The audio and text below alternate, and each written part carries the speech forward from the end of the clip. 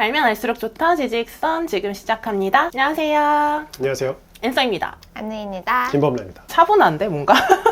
왜 이렇게 고요하지? 평일이라? 평일이라 그런가? 우리 엄청 오랜만에 평일에 지금 녹화하고 있는데 오늘은 사람한테 가장 중요한 거에 대해서 한번 이야기를 해보려고 해. 사람한테 가장 중요한 거. 가장 중요한 거? 없이 못 사는 거. 너무 많은데? 돈. 나 처음에 돈 생각했어. 돈도 맞지. 사랑. 오늘 사랑에 대해서 이야기를 해보려고 하는데 이 사랑 자체에 대해서 이야기한다기보다는 이런 사람과 사람 사이의 관계에 대해서 이야기를 할 거고 뭐 썸네일이랑 제목 보고 오신 분들은 아시겠지만 오늘은 애착 유형에 대해서 이야기를 할 거다. 나름 핫하지 않나? 나름 좀 핫하고 지금까지 우리가 뭐 심리나 이런 성격적인 거에 대해서 다뤘을 때는 약간 뭐 특정한 유형 특정한 질병 뭐 이런 거 그런 거에 대해서 많이 다뤘는데 오늘은 약간 좀 두루두루 볼 수 있는 시간이 될 것 같아서 더 재밌을 것 같고 이 애착 유형 테스트를 내가 또 부탁을 했어 두 분한테. 나도 했고. 맞아. 근데 내 오늘 더보기랑 댓글에 내가 테스트 그 링크를 남겨놓을 테니까 오늘 보시는 분들도 테스트를 본인이 먼저 하고 나서 그러고 영상 보면은 더 재밌을 것 같아. 애착 유형이라는 거에 대해서 먼저 이야기를 해보면은 이게 그런 거야. 관계에 있어서 인간관계에 있어서 내 디폴트가 내가 어떤 사람을 만날 때 나의 자세 어떤 관계를 맺을 것인가 결정하는 그런 자세에 대한 것인데 이게 뭐 사람이 살면서 되게 다양한 사람들을 만나잖아. 그치. 진짜 다양한 사람들 만나고 누구를 만나냐에 따라서 당연히 내 태도도 바뀔 거지. 그치. 맞아. 근데 그럼에도 불구하고 그래도 그 사람이 가지고 있는 기질적인 성향이라는 게 있는 거야. 근데 이거는 모든 관계는 아니지? 애정 베이스 관계를 얘기하는 거 아니야? 보통은 애정 베이스 관계까지 가기는 하지만 어떤 사람을 처음 마주치게 됐을 때 본인의 그런 태도도 어떻게 보면 좀 연관이 있다라고 그러니까 볼 수 있을 것 같아. 애착 유형이라고 해서 꼭 뭐 애인, 가족, 찐친 막 이런 거에 국한되는 건 아닐 수 있다.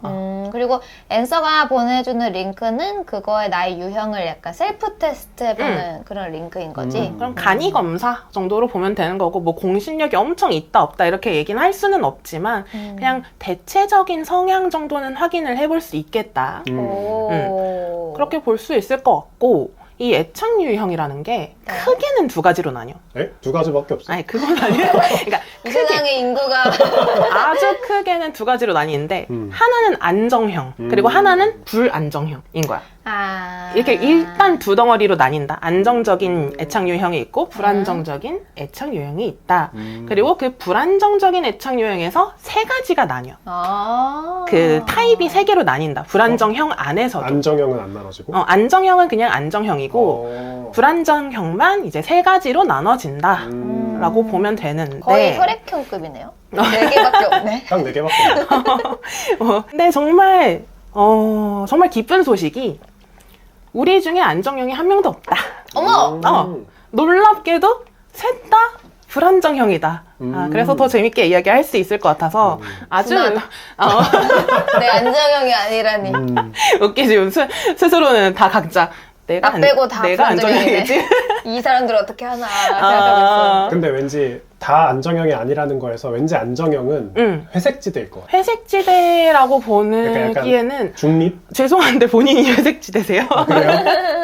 죄송한데요. 그러니까 회색지대라고 다 안정형은 아닌가 보네.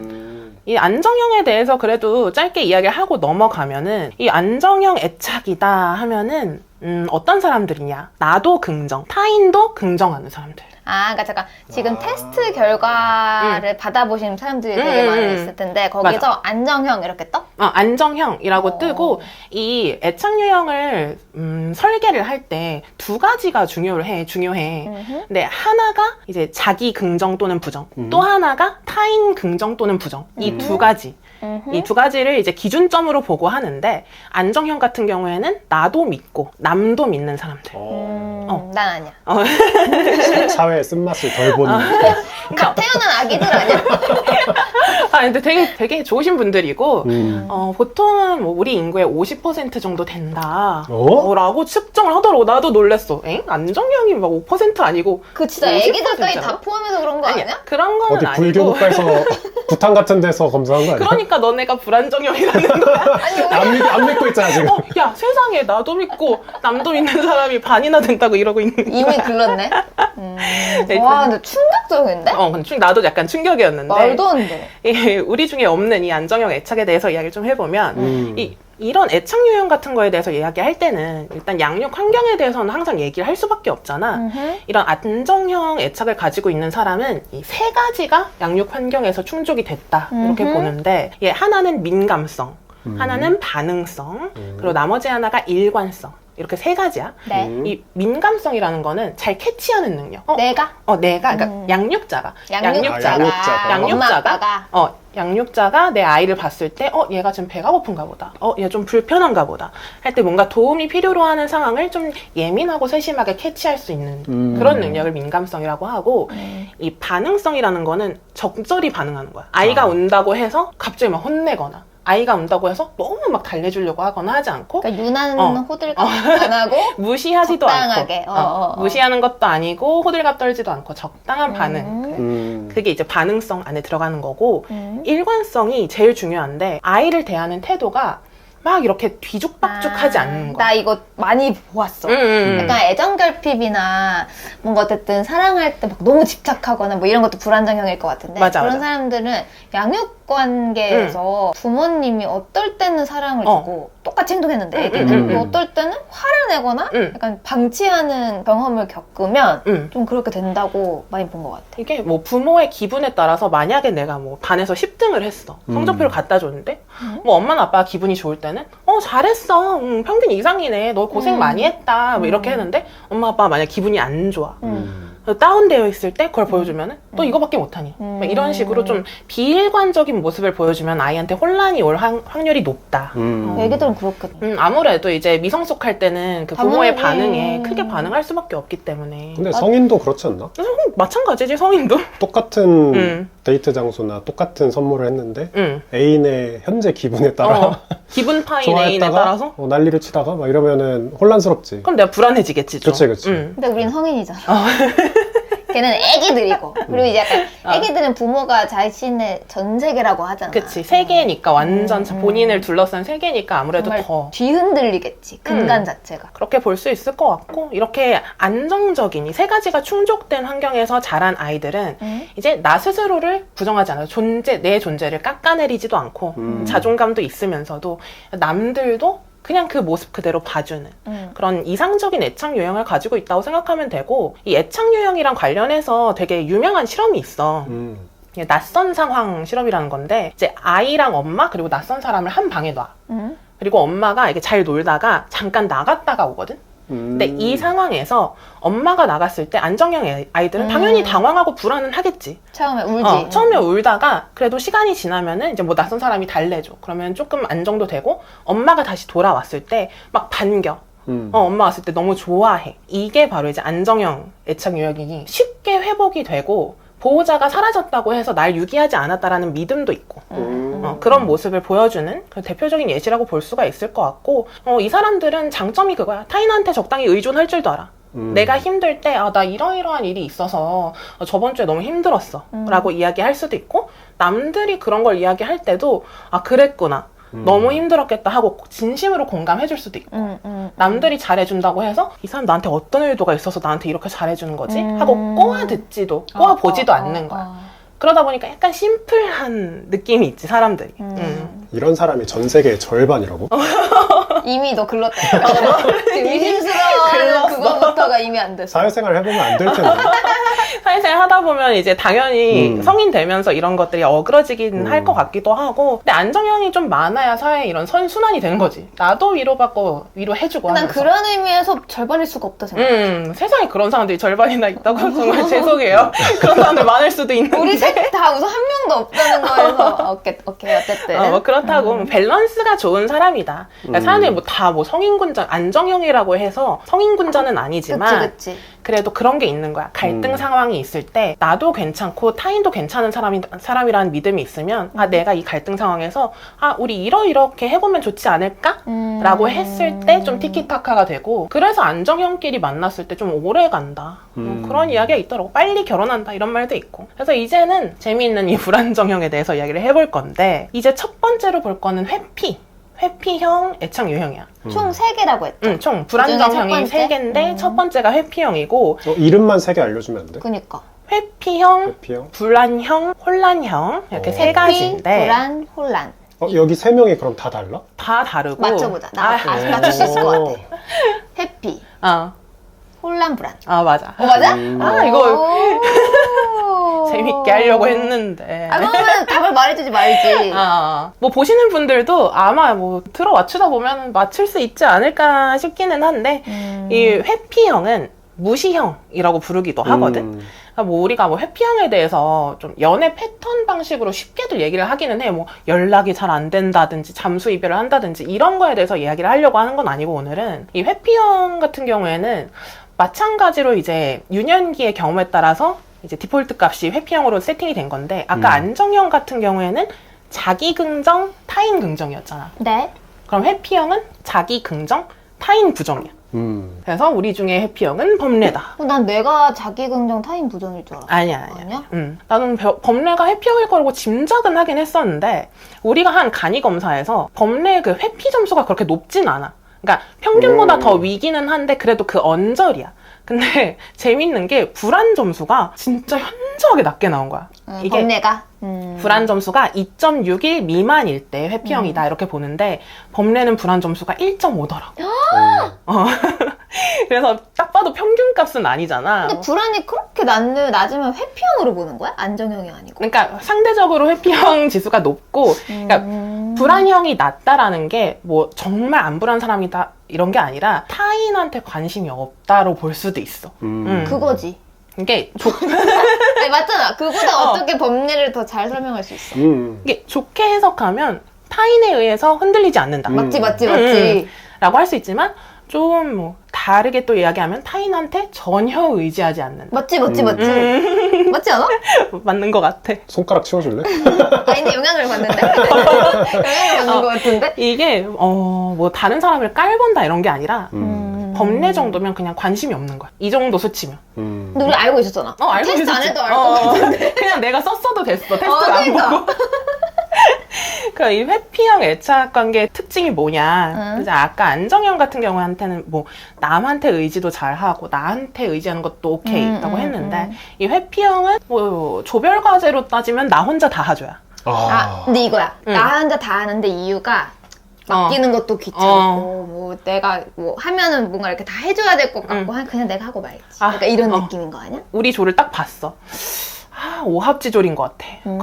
그러면 그냥 이렇게 저렇게 해보자 이야기하느니 내가 그냥 다 하는 게 낫다. 이렇게 저렇게 해보자가 귀찮은 거야. 그게 귀찮은 거야. 그러니까 어떻게 보면은 좀 성취지향적이고 독립적이다 보니까 사회에서 만났을 때는 이 사람이 약간 좀 멋있어 보일 수 있다. 그렇게 느낄 수도 있는데, 사회에서 만났을 때 거기부터 다시 하면 될 것 같아. 멋있게 그거? 거기부터 사이렌이 울려서. 좀 성취지향적이고 독립적이다 보니까 사회에서 보면은 언뜻 보기에 좀 멋있어 보일 수는 있어. 근데 이런 성향이 애착 관계로 가면은 이제 대체로 이제 세상에 믿을 건 나밖에 없고 정서적인 유대나 애착을 살짝 불편하게 느끼는 사람이 될 확률이 있는 거야. 그래서 누군가가 나한테 일정 수준 이상으로 감정을 표현하거나 호감을 표현하거나 하면은 그게 좀 불편하고, 이 감정적으로 괴로운 일들에 대해서 막 이렇게 토로를 해. 그러면 이런 얘기를 왜 나한테 하지? 딱 보면 아니야? 어쩌라고? 그러니까 뭐 겉으로는 표현 안 할 수도 있어. 오해하시겠네. 근데 범례한 사회생활 제일 잘하는데, 근데 그러니까 속으로는 약간 이런 얘기까지 나한테 하나? 라고 생각을 하지만 이제 겉으로는 이제 표현은 잘 할 수 있는 거지. 근데 진짜 공감 많이 된다. 또 반대로 나도 다른 사람한테 의지하거나 위로받고 싶지 않아. 굳이 힘든 거 털어놓고 싶지 않아. 왜냐면 그럴 필요가 없으니까. 그치. 이게 힘든 걸 얘기해서 그게 뭐 해결이 되는 것도 아니고. 김범례 왜 지금 계속? 소름 돋아. 맞아. 지금 얘기하고 있잖아. 김선혜잖아. 그러니까 고통은 스스로 극복해야 할 일인 거야. 네가 알아서 해야지. 약간 이런 느낌. 아까도 우리 카페에 있었는데 손가락을 잠깐 다쳤어. 무슨 일이 있어서. 근데도 우리가 막 걱정해줘도 괜찮겠지. 아싸화법. 아싸. 면역 체계가 알아서 일하겠지 이러는 거야. 우리는 계속 걱정되니까 병원을 가라. 아니 소독이라도 하자. 해라. 했더니 뭐 알아서 되겠죠. 혼자 나가서 밴드 사오고 혼자 알아서 붙이고 오고. 그런 거야.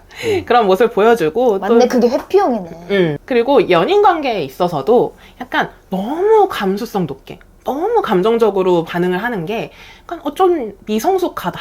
이렇게. 어머. 이거 정확하다. 그러니까. 진짜 정확하다. 너무 투명한 관계는 미성숙하다. 절제가 미덕이다. 이렇게 생각하는 경향이 있고, 그리고 이제 안 좋은 특징 중에 또 하나가, 이게 나도 회피 성향이 좀 높은 편인데, 특징이 상대방을 완전히 신뢰를 못한다 그랬잖아. 그러니까 언제든 이 사람은 날 떠날 수 있어. 언제든 이 관계는 끊어질 수 있어. 영원한 건 절대 없어. 이런 생각이 기저에 깔려 있는 거야. 그냥 가슴 깊은 곳에. 난 이게 불안형의 그건 줄 알았어. 아니구나.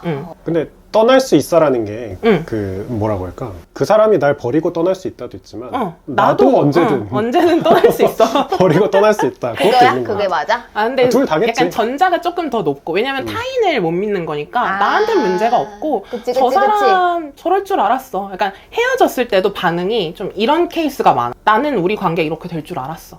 나는 저 사람 되게 날 시니컬하구나. 떠날 줄 알았어. 아니 안 그래도 원래 헤어지려고 했어. 뭐 이런 식으로 반응을 하는 케이스들이 좀 있는 거야. 그래서 이게 자기 방어 기제가 이렇게 발동을 하는 거고, 뭐 이 사람들이 그래서 진짜 쿨한 거냐, 정말 아무렇지도 않느냐, 그건 또 아니고, 이 불안정 애착 유형에 속하는 사람들은 공통적으로 전부 다 유기에 대한 불안감이 좀 있어. 그래서 근데 회피형은 그 기제가 이렇게 발동이 되는 거야. 누군가 나를 떠날 거라는 불안이 있는데 그걸 계속 그냥 억누르면서 살아온 거야. 그래서 관계에서 감정을 쓰는 것 자체를 좀 제거하면서 사는 게 이 사람의 디폴트 값이 되는 거지. 그게 약간 생존 전략이었던 거지. 회피형의 생존 전략은 그거였던 거지. 그래서 아까 말한 낯선 상황 실험 있잖아. 여기서는 엄마가 떠났을 때 아이가 별로 반응을 안 해.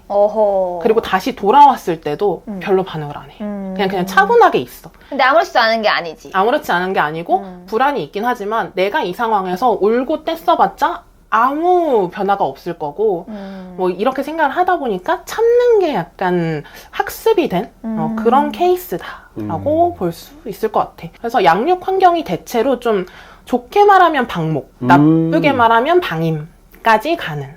오, 진짜 신기하다. 우리 부모님의 육아 철학이야. 방목, 방임. 이게 뭐 좋게 보면은 뭐 자율적으로 독립할 수 있게끔 그런 힘을 길러주는 것도 되지만, 이게 아이가 그냥 그렇게 크는 거야. 우리 엄마 아빠는 그런 사람들이니까 나는 그 기대에 맞춰야 부응해야 되고, 내 감정을 표현하고 뭐 도움을 요청하는 것보다 나 스스로 독립적으로 잘 해나가는 게 좀 그게 바람직한 방향이야 라고 생각하면서 자라다 보니 좀 억누르고 사는 경향이 있다. 혼자서 자라는 게 답이다. 그래도 이 회피형 같은 경우에는 배우자를 선택하는 기준이 조금 높다. 그래서 나랑 평생을 갈 사람이다 라고 생각을 하면은 내 기준을 충족한 사람이잖아. 그 안에서는 좀 안정형 애착관계로 쭉 이어지는 경향도 있다고는 하더라고. 무슨 말인지 너무 알 것 같아. 그래서 회피형은, 내가 생각할 때 회피형은 그런 사람들이야. 행복이 100인 것보다 불행이 0인 게 더 좋은 사람들. 와. 그렇게 마무리를 할 수 있을 것 같고, 이제는 신기하다. 불안형. 나야? 내가 불안형인 줄 몰랐다. 나도. 근데 내가 안느를 한 1, 2년 봤을 때는 절대 그렇게 생각 안 했을 것 같아. 안느는 자기 자신 굉장히 사랑하고, 남들한테 이렇게 휘둘리는 사람 아닌데, 본인이 하는 뜻대로 살아가는 사람 아닐까라고 생각을 했는데, 전혀 아니지 않나? 전혀 아니더라고. 나도 이제 1, 나도 2년 지나고, 나도 모르는. 이제 한 4년, 5년 보다 보니까, 전혀 아니구나. 매번 날아다니던데. 일로 갔다가 저리로 갔다가. 절대 아니고. 완전 갈대같이. 이 불안형 같은 경우에는 뭐 저항형, 집착형, 몰입형 이렇게 불리기도 하는데, 이제 회피형이랑은 또 반대지. 그치. 자기 부정, 타인 긍정. 내 자기 부정이야? 지금 뭐야 그렇더라고. 근데 내가 자기 부정이라고. 근데 그래서 오히려 내가 내 원래 소개말이 내가 짱이다 했잖아. 그래서 오히려 그게 본인의 방어 기제였을 수도 있을 것 같아. 그런 거 아니야? 사실 스스로에 대한 믿음이 그렇게 공고하지 않으니까 그냥 그렇게 얘기하는 거야. 내가 짱이야. 그렇게 말해야 되는 거지. 그렇게 해야 본인의 생존 전략이 됐을 수도 있는 거지. 나밖에 믿을 게 없어 하면서 울고 있는 거야. 울면서 나밖에 없어. 이제 다신 안 믿어. 이러고 또 똑같은 짓을 또 하고. 신기하다. 나를 믿지 않으니까 이제 자기 확신이 부족하니까 타인한테 집착하는 성향이 좀 강하고. 나 그래서 제일 한심하게 보고 있었는데 그게 나였네. 범례가 불안 점수 아까 1.5라 그랬잖아. 안느가 3.5야. 아까 2.6이 평균이었는데. 근데 3.5면은 그래도 좀 높은 편이다라고 볼 수 있을 것 같고. 많이 불안형이야 나? 그럼 뭐 그렇게 막 병적으로 불안형은 아니야. 뭐 평균에서 엄청 그렇게 튀는 건 아닌데. 그리고 간이 검사다 테스트니까. 보니까. 범례랑 비교했을 때는 안내의 불안 점수가 좀 더 높다. 이렇게 보면 될 것 같고, 뭐 이런 사람들은 연애관계에 있어서는 연애관계로 이야기를 해보면 이런 거야. 뭐 상대방이 어쩔 수 없는 일로 약속을 파투를 냈어. 나와의 약속을. 근데 그러면은 그냥 어쩔 수 없는 일이니 그렇게 됐다라고 생각을 하면 되는데 저 사람이 예전엔 안 그랬. 뭐 이런 식으로 이 약속을 파투를 내는 걸 보니까 안 그럴 수도 있는데 이번엔 그렇게 한 것 같아. 뭐 애정이 식었어. 라든지. 근데 약간 그런 거 아니야? 좀 더 노력할 수 있지 않았을까라고 의심하는 거지. 그렇게 의심하기도 하고. 꼭 이 약속을 깼어야 됐을까? 약간 그런 식으로. 근데 어렸을 땐 약간 이랬던 것 같은데 나이 먹고는 진짜 안 그러는데? 그래? 모르나? 아니면 아니 내 전남친들이 불러서 뭐 개소리야 이럴 수도 있어. 아니 더 케이스가 있으니까. 오케이. 아니면 파트너가 뭐 랜덤한 이성이랑 어떠한 교류하는 모습을 봤어. 안 돼. 아무것도 아닌데 어떻게 알아 그걸? 정말 별거가 아닌데도 불구하고 지나치게 좀 상상의 나래를 펼치면서 나야. 이렇게 저렇게 되는 거 아니야? 쟤 저렇게 대답한 거 좀 관심 있어서 그런 것 같은데? 그래도 이미 내 상상 속에선 둘이 바람 났어. 최소한 자기가 봤을 때 외모가 괜찮으니까 저렇게 친절하게 반응하는 거 아니야? 뭐 이런 식으로. 근데 아까 자기 부정 타인 긍정이라고 그러지 않았어? 근데 왜 이렇게 타인을 부정해? 집착하는 거야. 이렇게 부정해? 집착하는 거야, 집착. 집착. 그 사람과의 관계에 있어서 집착하는 거야.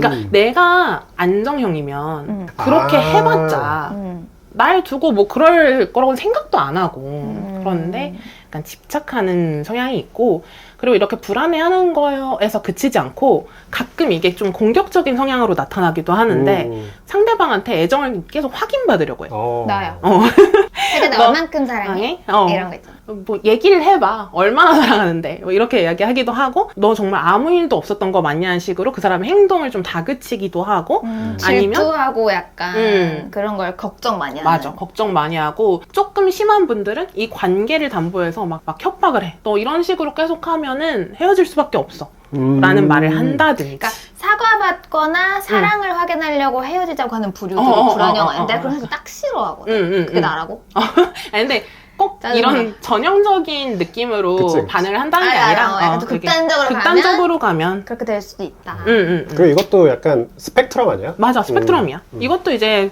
심한 사람이 있고 그렇지 않은 사람이 있는데 안느 같은 경우에는 그러니까 우리 점수들이 다 평균에서 막 엄청 튀진 않는데 다만 범례가 유난히 불안 점수가 불안 점수가 유난히 낮다. 낮았다. 그 정도로. 난 살짝 높았고. 그러니까 막 엄청 튀지는 않아. 근데 이런 불안형 아이 같은 경우에는 낯선 상황 실험 아까 말한 거에서 엄마가 나갔을 때 울고 불고. 그러니까 다시 돌아와도 울고 불고. 좀 심해지면 왜 그랬어? 엄마 나한테 왜 그래? 하면서 약간 저항하고 때리기도 하는 그런 화가 나니까. 근데 오히려 이게 좀 전형적인 아이의 모습 느낌이긴 한데. 그렇게 느낄 수도 있긴 한데 약간 이제 좀 차분해지는 데까지 신경계를 조절해 가는 데까지 시간이 좀 더 걸리는 타입이다. 그래서 양가적으로 행동을 한다. 그러니까 의존하면서도 이 사람한테 화도 내잖아. 그래서 양가형 애착이라고 부르기도 하고 이런 양가형 애착 같은 경우에는 부모가 자녀를 대하는 태도가 아까 얘기한 것처럼 일관적이지 않은 경우. 한 소리 해야겠어. 우리 엄마 아빠한테 한 소리 왜 해. 그렇게 했냐고. 내일 여행 가잖아. 엄마 아빠 그때 기억나? 그때 기억나? 왜 28년 전에 그때는 칭찬해주고 왜 그때는 혼냈어? 아니면 부모님도 다 그걸 해봐 같이. 그렇게 해봐도 좋지. 왜냐면 해보라야겠다. 부모랑 좀 비슷하게 나타나는 경향이 좀 있어가지고, 그러니까 부모가 그렇게 일관적이지 않게 행동하다 보니까 언제 내 마음을 제대로 들어줄지 모르기 때문에 일단 떼쓰고 애쓰는 거야. 내 요구를 들어줄 때까지. 맞아. 그리고 들어눕는 거지 바닥에. 근데 이게 좀 통했던 거지. 극단적으로 표현을 했을 때 부모가 반응했던 경우가 많아서 나의 생존 전략, 나의 애착 전략은 이렇게 된 거야. 근데 진짜 갑자기 확 느껴졌어. 우리 집은 떼쓰고 막 이렇게 애기가 발악하면 하던 것도 안 해줬어. 끝이야, 그냥. 끝이야. 차라리 울고 불고 할 바에 가만히 있는 게 이득이었어. 그래서 이런 불안형인 사람들은 누군가랑 이별을 할 때 이제 자기 부정이다 보니까 좀 본인을 자책하는 경향이 좀 있다고 하더라고. 완전 나야. 내가 모자라서, 내가 부족해서. 그러니까 회피형이랑 좀 반대인 거지. 그래서 회피형은 그래, 내가 저 사람 그럴 줄 알았어. 저거밖에 안 되는 사람이었어. 그건 좀 동의가 안 돼. 근데 이건 좀 싸가지 없는 사람인 거지. 그냥 회피형이 아니라 좀 싸가지 없는 사람인 그치. 거긴 한데. 약간 그런 느낌으로 말해야 될 것 같아. 그치. 우리 인연이 끝날 수도 있지. 그냥 여기까지였던 거야. 그럴 수도 있지. 그렇게 한다면 불안형은 역시 나 같은 걸 진심으로 사랑해줄 사람은 없었어. 좀 심한 경우에. 좀 극단적이긴 하지만. 극단적이긴 하지만 역시 그렇구나. 역시 내가 이 짓을 또 한 번 겪었구나. 하는 경향이 있다라는. 근데 이런 불안형들을 대할 때 좀 신속 정확하게 딱 이렇게 안정적인 이야기를 해주면 그게 아니라 이러이러해서 그런 거고 난 널 진심으로 사랑해 라고 하면은 괜찮아지는 경우들도 있는데 그러면 안정형인 사람을 만나면 좋잖아. 불안형인 사람이. 근데 재미가 없어. 안정형은 재미가 없어. 불안형인 사람들이 대체로 그런 안정형을 약간 연애 상대로서 좀 매력이 없게 느낀다. 왜냐면 이 사람들이 긴장감을 주는 게 사랑이라고 생각하는 분들이 좀 있대. 불안형인 케이스 그렇대. 중에. 진짜? 그래서 약간 도파민이 싹 도는 관계. 나 어렸을 때 약간 그래서 왜 나쁜 남자 끌려하는 여자애들이 이런 심리일걸? 그러니까 왠지 잡힐 듯 잡힐 것 같지 않은 그런 사람에 더 좀 끌리는 경향도 있고 환장하는 거지. 아니면 뭐 나랑은 절대 사귀지 못하는 그런 사람을 또 좋아하는 경우들도 있고 그래서 오히려 불안형이랑 회피형이랑 맺어지는 경우들이 좀 있다. 불안형이 회피형을 귀신같이 알아보고 호감을 느낀다고 그러더라. 그렇다고 하더라고. 안정적인 사람 만나면 좋겠는데. 네, 근데 불안형과 회피형이 만나면 헤어지기 너무 힘들 것 같은데. 물론 사람마다 다르겠지만. 그치. 그러니까 서로 괴롭지 헤어질 때. 그러니까 회피형 입장에서는 왜 이래? 이렇게까지? 약간 그런 느낌이. 난 이런 케이스 많이 봤어. 근데 뭐 어느 한쪽이 지쳐 나가 떨어질 확률이 좀 높아서 불안형이랑 회피형이랑 뭐 스파크가 튀어서 잘 만날 수는 있어도 그렇게 유지가 오래되지는 않는다. 지지고 못 구할 것 같은데. 그럼 이제 나머지 마지막 혼란형. 너무 궁금하다. 혼란형이 뭐지? 봐봐. 둘 다 부정인 거 아니야? 그래. 안정형은 둘 다 긍정, 회피형은 자기 긍정, 이제 불안형은 타인 긍정. 근데 혼란형은 둘 다 부정, 자기 부정, 타인 부정. 그럼 뭐 어떤 거지? 최악의 케이스가 바로 나. 최악의 케이스야? 최악의 케이스라고도 이야기를 하더라고. 부정이라 그렇게 얘기하는 거 아니야? 혼란형 또는 공포회피형. 나 공포회피형 들어봤어. 난 그게 회피형인 줄 알았는데. 회피형에 속하는데 이제 좀 약간 다른 거지, 결이. 근데 이게 전체의 5% 이하라고 하더라고. 적다? 좀 적다고 하고 나는 애착유형 공부하면서 나는 굳이 속하면 회피형이고 그러니까 회피 점수가 좀 높긴 해. 범례보다 오히려 더 높아. 근데 불안형은 진짜 아니다라고 생각을 했었는데 그래서 오히려 안정형 아닐까 했지만 그냥 둘 다 나도 부정. 내가 안정형 아닐까 그렇더라고. 약간 자기 객관화가 안 되는 것도 불안정형이 그거 아니야? 그럴 수도. 왜냐면 다들 본인이 안정형이라고 내심 생각했을 것 같아. 근데 뭐 그냥 사회생활 잘하고 잘 사니까 뭐 어느 정도 안정되어 있는 상태 아닐까라고 생각했는데 그렇지는 않았다라는 거고 말 그대로 이제 아까 얘기했듯이 혼재되어 있다 보니까 회피형의 모습이랑 불안형의 모습이 둘 다 발현이 되는 건데 예를 들면 이런 거야. 혼란형인 사람은 회피형처럼 막 친밀함에 대한 욕구가 없는 건 아니야. 그걸 거세해 놓은 거는 아니야. 그래서 저긴 거세돼요. 여기는 거의 없어. 아니요, 없어요. 그냥 없어요. 오케이. 이런데 그런 혼란형 같은 경우에는 친해지고 싶은 사람이 있으면 다가가. 그리고 친밀해지는데도 그렇게 어려움을 느끼지는 않아. 근데 그렇게 해서 기껏 친해졌는데 상대방이 이제 혼란형인 사람이랑 친해졌다고 생각해서 본인의 속내를 막 드러내. 감정적인 모습도 좀 보여주고 힘든 이야기들도 좀 하고 이러면 그러면 혼란형이 회피형이 돼. 부담스러워. 여기까지 하는 건 아닌데. 이 정도를 바란 건 아닌데. 이렇게까지 너랑 가까워지고 싶었던 건 아닌데. 근데 난 무슨 말인지 알 것 같은데. 그러니까 사적 영역에 자꾸 들어오려고 한다. 아니, 그러면 상대방이 도망가. 힘들 것 같아. 응, 그치. 이게 상대방이 힘든 거야. 왜 쟤는 되게 나랑 친해지고 싶은 것처럼 행동하고 갑자기 도망가는 거야. 그래 놓고 내가 좀 내 모습, 그러니까 진짜 살짝 모습 열었더니, 보여주려고 하니 그리고 그리고 좀 궁금해하니 도망을 가는 거야. 그러면 이 사람이 약간 불안형 도질 것 같은데. 그치. 상대방을 오히려 불안형으로 만들 수도 있는 유형이다. 그래서 최악이다 이렇게 이야기하시는 분들도 있는데 정도에 따라서 좀 다른 거고. 그러니까 혼란형인 사람들은 곁에 있는 사람들이 아까 얘기한 것처럼 이제 귀신이 고칼 노릇이다 이렇게 이야기하기도 하고, 이 혼란형인 사람들이 가지고 있는 성향을 인티미시 피어라고 가까이 다가오는 걸 좀 두려워하는 그런 두려움을 이야기를 하는 건데, 이렇게 복합적인 성향을 갖게 되는 배경이 불안형이랑 그렇게 크게 다르진 않아. 이것도 이제 마찬가지로 양육자가 일관적이지 못한 태도를 보여줬을 때 기분에 따라서, 상황에 따라서 아이를 좀 들쭉날쭉하게 대하거나, 또 심하게는 언어적인 폭력을 하거나 또는 뭐 신체적인 폭력을 학대를 하는 경우에도 혼란형이 되기도 하는데, 그게 그런 거래. 양육자라는 존재는 나를 보호해줘야 될 사람이고 내가 애착을 갈구할 때 나한테 애정을 줘야 되는 사람이잖아. 맞아. 근데 그런 양육자, 보호자의 존재가 오히려 공포의 존재, 나를 공격할 수도 있는 존재가 된 거야. 날 사랑하는 사람은 날 무섭게 하는 사람, 뭐 이런 느낌으로. 그래서 나는 사랑을 필요로 하는데 사랑은 두려운 거야. 그러니까 다가갈 듯 하다가도 멀어지고. 사랑이 되려 하면은 이게 두려워질 거기 때문에 이제 무의식적으로 피하게 되고. 애정이 곧 두려움으로 좀 치환이 돼서 깊은 관계를 맺는 거를 좀 회피하게 된다. 슬픈디? 근데 그래서 나는 좀 무난하게 자랐다고 생각했거든? 약간 당연히 그런 학대나 그런 비슷한 것을 받아본 적이 없다라고 생각을 했고, 좀 의문스러웠는데, 또 곰곰이 생각해보니까, 약간 그런 포인트들이 없진 않았었던 것 같아. 어렸을 때 무조건 있지 않을까? 돌이켜보니, 어렸을 때, 분명히 불안해질 만한 요소들이 있었고, 당연히 있지. 이 발제 준비하면서, 그걸 이제 한참 생각을 안 하다가, 그걸 꺼내버린 거야. 생각 안 하고 살았는데. 그래서 막 발제 준비하다 울고 막 그랬었어.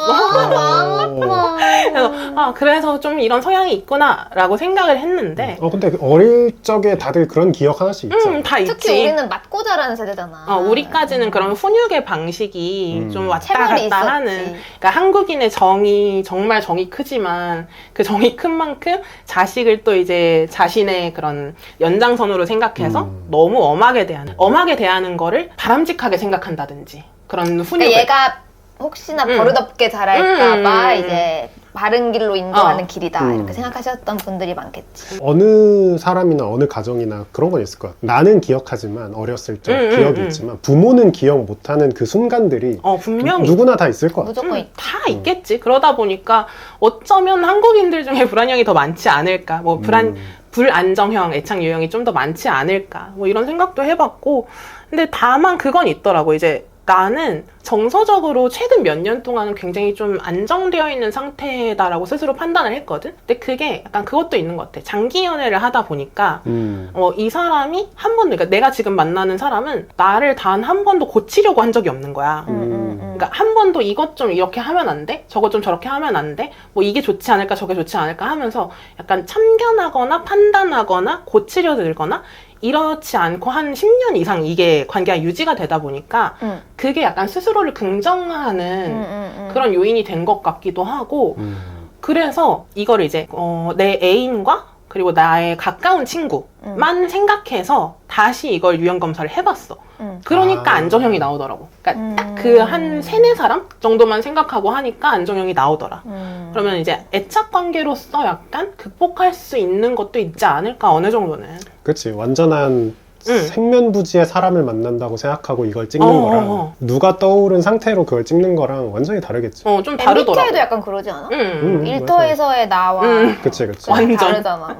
완전 다를 것 같고, 그리고 또 애착 이론에 대해서 좀 찾아보면은 그런 얘기들 좀 많이 하셔.